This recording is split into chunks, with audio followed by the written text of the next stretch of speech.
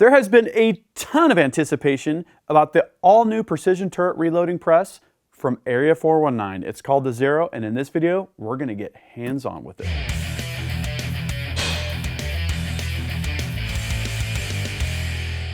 Gavin Gear here from UltimateReloader.com. We got a lot to cover in this video. A lot of you have been highly anticipating this first hands-on look here at Ultimate Reloader for the Area 419 Zero press. We're gonna get it out of the box. We're gonna get it mounted on the dedicated inline fabrication Ultra mount. We're gonna do a tech walkthrough. It's got some unique features and construction details. And of course, we're gonna load some ammo. So let's get straight to it. I have not looked in here yet. I wanted you guys, like I usually try and do, oh man, look at that, to see this with me for the very first time. Oh man, this is so cool. This isn't just a press, it's an experience. Okay, so this is, wow. This is quite the packaging. This is some precision cut foam, and this thing fits in here. Oh wow, that's quite heavy. All right. The main press body. Look at that.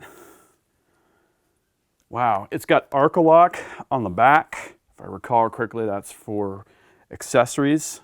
Wow, you can feel, even without the press handle, that is silky smooth. We've got 9 stations. Wow. All I can say is wow. Okay, the handle appears to be fully adjustable. We've got pinch clamps here for ambidextrous operations. Wow. Again, I'm wrapping my head around this. Some mounting hardware. We've got a torque screwdriver, T-handle arrangement.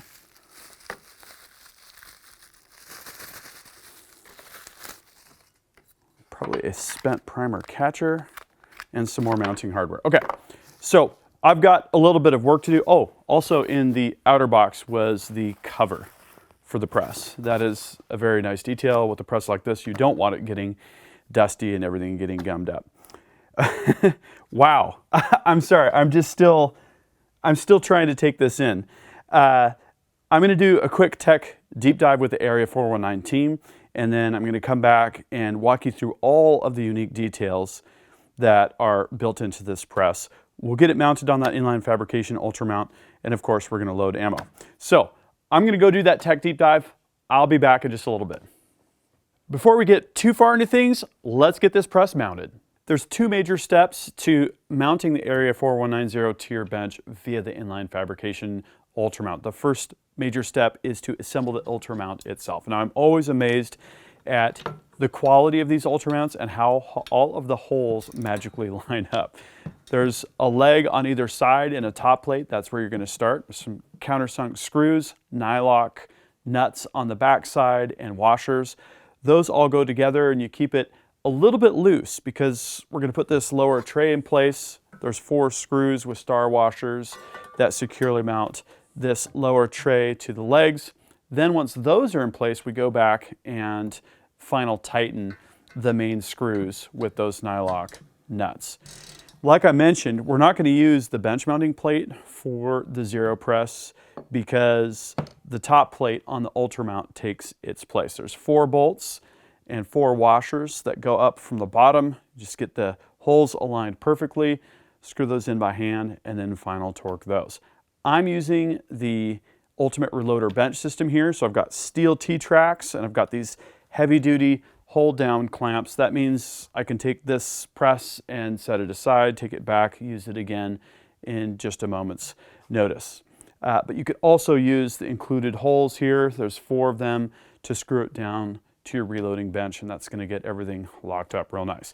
So now that we have the press mounted, we can start to talk about all of the design details, the finishes, the features that truly set this press apart from any other turret press. So let's talk about the Area 419 press. Let's talk about features and construction details. So this press is a 9-station manually indexed turret. There are auto indexing turrets out there specifically made by Lee. This press is indexed by loosening this clamp. It's a wedge clamp. And when you've got it loosened sufficiently, you can index it into all of the different positions, all 9 of them, and then tighten this clamp again, the wedge, and that locks it very, very securely in place. It's got the torque feature, so it's a torque key there. It's got all aluminum construction except a few of the components. The press frame and turret are machined from 6061 aluminum, whereas the linkage plates are 7075. The ram is steel that is nitrided. There is a linear bearing pressed into the press frame that the ram rides in. So you get kind of the best of both worlds. You get a very, very tight fit with no slop at all, but you have very minimal friction when you're actuating the press. There's also a bearing in the knob on the end of the press handle. And what's really cool about this is that your arm can kind of twist and rotate here as you go up and down cycling the press, and you don't have any of that friction with the knob chafing, that kind of thing. It's just one of those extra details that they put into the press that makes it that much more smooth and more of a pleasure to operate. It's got the Arc-A-Lock rail along the back, and in the factory they actually tie this thing to a fixture and are able to assemble the entire press with it secured to the Arc-A-Lock, but the real purpose for it is so that you can attach accessories. Are there accessories yet? No, but there will be at some point. I will note that if you look on the Zero Press product page, they make mention of the future edition of 1¼ threads. These are all standard 7/8 by 14 threads, but there also will be 1¼ threads.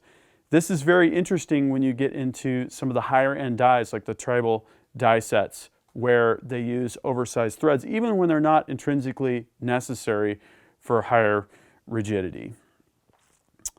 What's really interesting about this press is just how all of the features come together. There's this nice little sort of a drawer, if you will, that collects the primers. If you look in the back of the ram, there's a bit of a hole there, lines up with a port, another hole that's integral in the press frame, and they drop down through to this little drawer. Just another one of those nice details.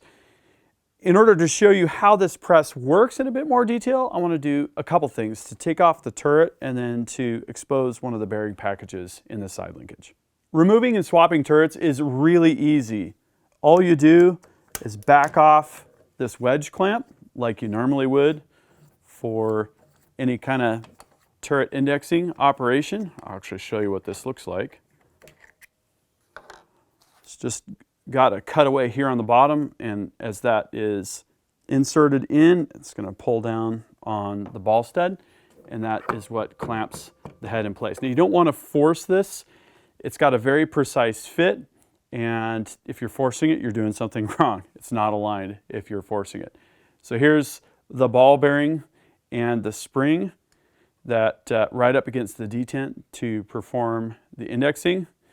You can see here, if we move this over, there's the ball stud there. This will go right back down. Now, we could have multiple turrets with dies set up, of course. Make sure that we're down there. We've got the ball bearing in place. Put the wedge clamp back in here.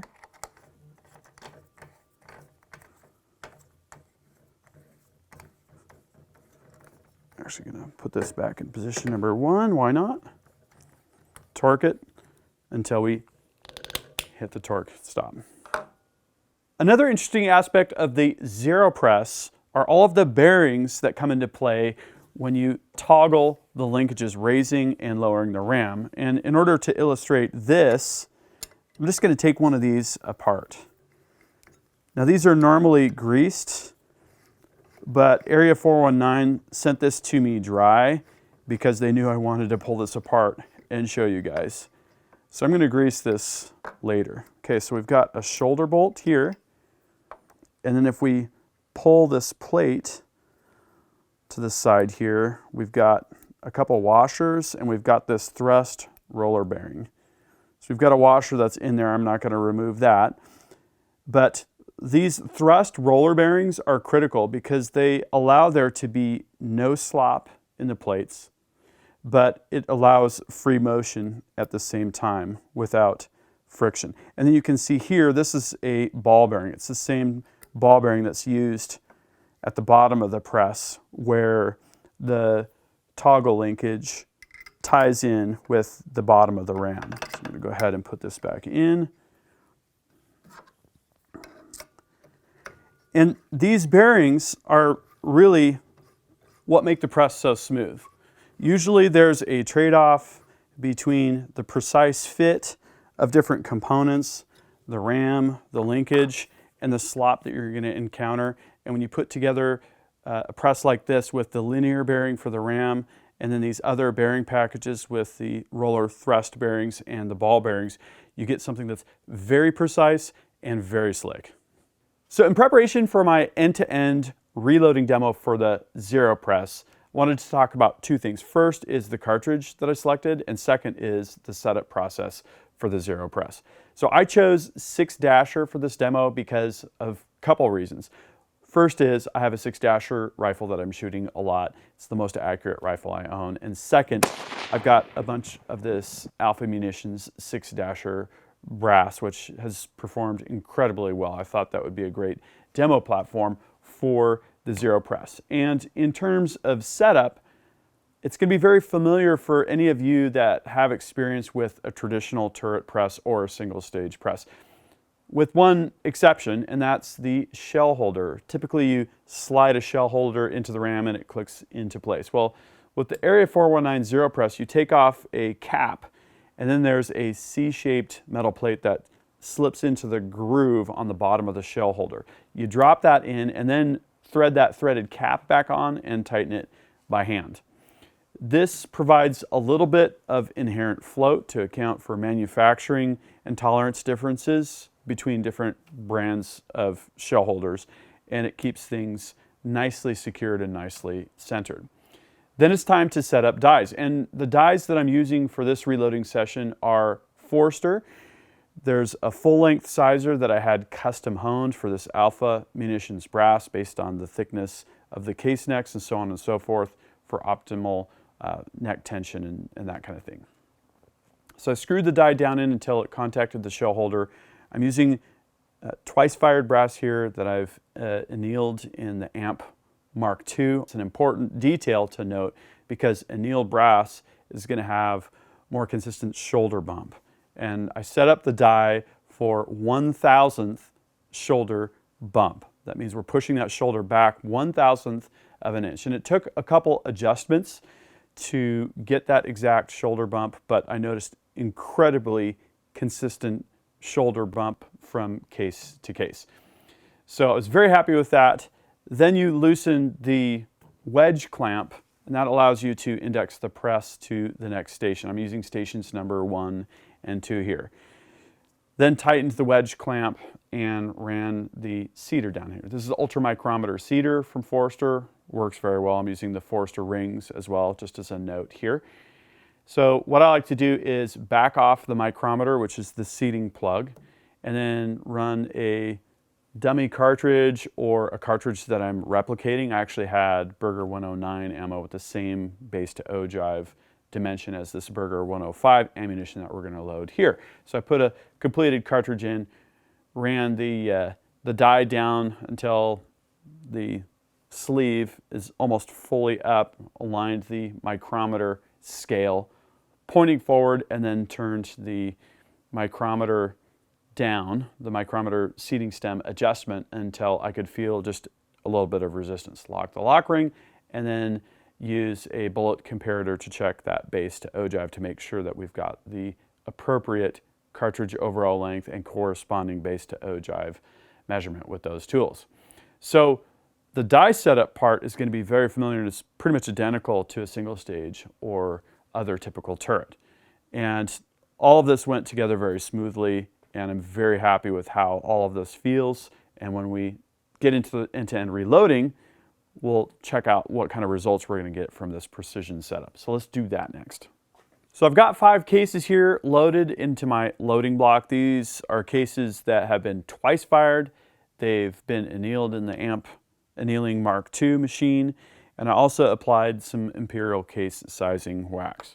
Like I said, I've already set up the sizing die here, and what we can do is just check our setup here. I have a Wilson Tools and Gauges case gauge here. We can see that the back of the case rim looks good. It's between the two steps, and if we hold it up, we can see that we're good on trim length. If it was protruding beyond the high step, we know that we need to trim at that point. Okay. Very smooth. You can feel right when things hit the hard stop. 90-degree handle throw. It's a good balance between feel and motion optimization. After sizing and depriming the cases, we're going to reprime them. Here I'm using the Primal Rights Competition primer cedar, which is nice because it's got a hard stop type design. It always goes to the same position as opposed to the feel-based solutions where you crush the primer into the pocket. Can get good results with both, but this is a top-notch system here. So for charging, we're using the A&D FX120i scale, which is available from Cambridge Environmental. I'll have a link in the video description for that, and the full auto trickler V3 system. So here we've got 32.4 grains of Varget. You can set that on the Bluetooth companion app, and then go ahead and go through the cases one by one and charge them. This is great because you're going to get 0.02 grain accuracy with your powder charge, and that's absolutely tremendous.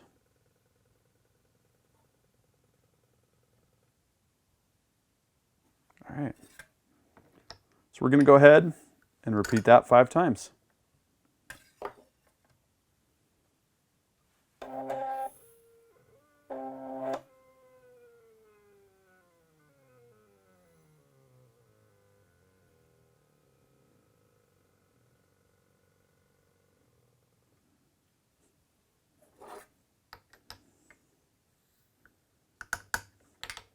Now that we're charged, we can see some Berger 105 hybrids. These are some of the most accurate bullets I've ever shot. But before we do that, we need to index the seating die into position and then reactivate the clamp.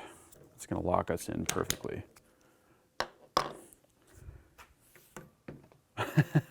Wow, that is incredibly smooth. And I like how positively you can feel that positive stop. Precision CNC machined bump stops hit the side plates. Good access too for placing the bullet. Got a nice generous cutaway here at the bottom.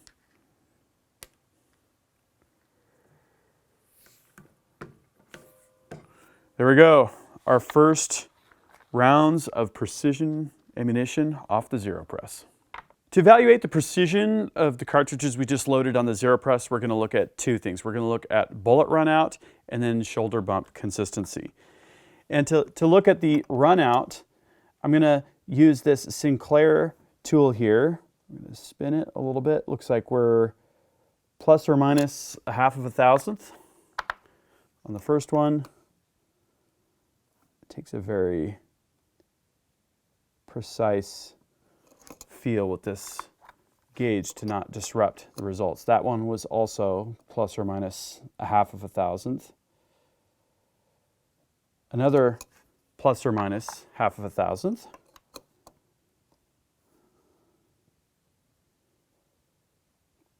About the same. This dial indicator reads in 1/2 thousand increments with the graduations on the dial here.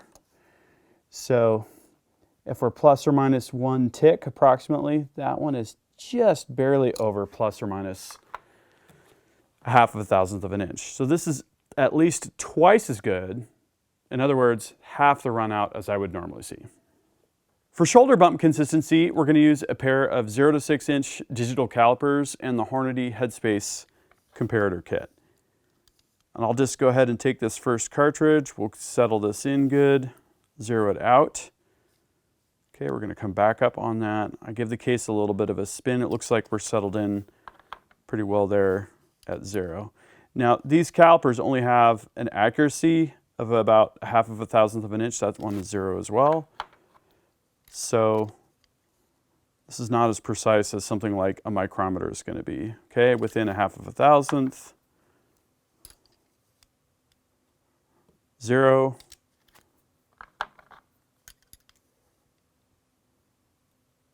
Give it that little last bit of a spin within 1/1000th. That is absolutely excellent. The Area 419 Zero Press is truly a unique offering in this whole ecosystem of reloading press equipment. I hope this video was helpful to see all of the different features of the press, what's included with it, what kind of quality ammunition you can load with it. If you did like this video, please give it a thumbs up. Also, I'd love to know, what do you think about this press? How do you think this press compares to some of the other ultra precision presses that you've seen or that you've used? Please drop a comment and we'll start a discussion. Don't forget to subscribe with notifications because I've got a lot more related content coming up with Area 419 gear and using the Zero Press for a variety of different loading applications. I hope you'll stay tuned and watch those videos. Also, got Ultimate Reloader shirts at the Ultimate Reloader store. I'm on Patreon. We've got links to product pages and a full article down there in the video description. Thank you for watching. Until next time, happy shooting and happy reloading.